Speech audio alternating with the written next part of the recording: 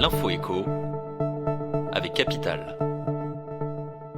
L'info pratique du jour, c'est connu, avoir un enfant vous permet de bénéficier de trimestres gratuits pour la retraite, mais savez-vous que vous pouvez répartir ces avantages entre parents?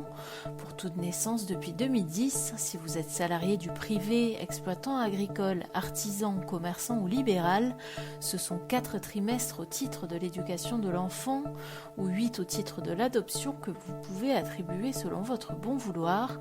Pour effectuer cette démarche, votre temps est compté. Il vous faut remplir un formulaire dédié dans les 6 mois qui suivent le 4e anniversaire de votre chérubin, pièce justificative à l'appui, et attention à ne pas agir trop tard. Toutes les explications pratiques et les différents cas de figure à retrouver sur le site capital.fr. Le coup de gueule du jour est poussé par près de 200 000 personnes touchant l'allocation de solidarité spécifique et victimes d'un bug sur le site de Pôle emploi. Un souci technique qui a fait apparaître ces bénéficiaires en fin de droit alors qu'ils disposent encore de plusieurs mois d'allocation. S'il n'y a aucun impact sur l'allocation qui leur est versée, assure l'instance, force est de constater que les couacs se succèdent à Pôle emploi. Des informations de Mediapart font état de chômeurs dans l'impossibilité d'actualiser leur situation sur leur espace personnel ou à l'inverse de demandeurs d'emploi en fin de droit qui ont vu leur allocation prolongée alors qu'ils auraient dû basculer vers l'ASS. Sans oublier, comme l'a révélé RTL, que plus de 120 000 chômeurs ne pourront pas bénéficier automatiquement de la prime d'un maximum de 900 € annoncée par le gouvernement, toujours à cause du service informatique de Pôle emploi.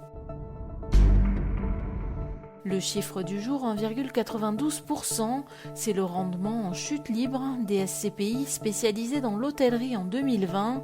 Si l'an passé, les sociétés civiles de placement immobilier ont fourni une rémunération moyenne de 4,20% selon France SCPI, les taux des SCPI d'hôtellerie ont bien plus souffert des mesures sanitaires et des confinements imposés aux touristes.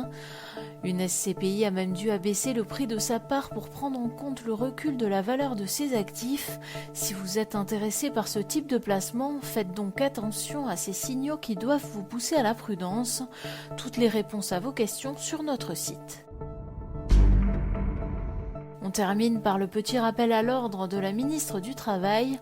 Lundi, Elisabeth Borne a encouragé les secteurs de la banque, de l'assurance et de l'ingénierie conseil à jouer davantage encore le jeu du télétravail, alors que le recours à celui-ci s'érode dans ces secteurs-là, de l'ordre du double, notamment dans le secteur bancaire. La ministre est depuis la semaine dernière à l'offensive pour relancer le télétravail, une des clés selon le gouvernement pour éviter un nouveau confinement. Dans le secteur des banques, la mise en place du télétravail est contrastée selon les réseaux, a pointé la ministre, qui ne veut pas à ce stade nommer les mauvais élèves.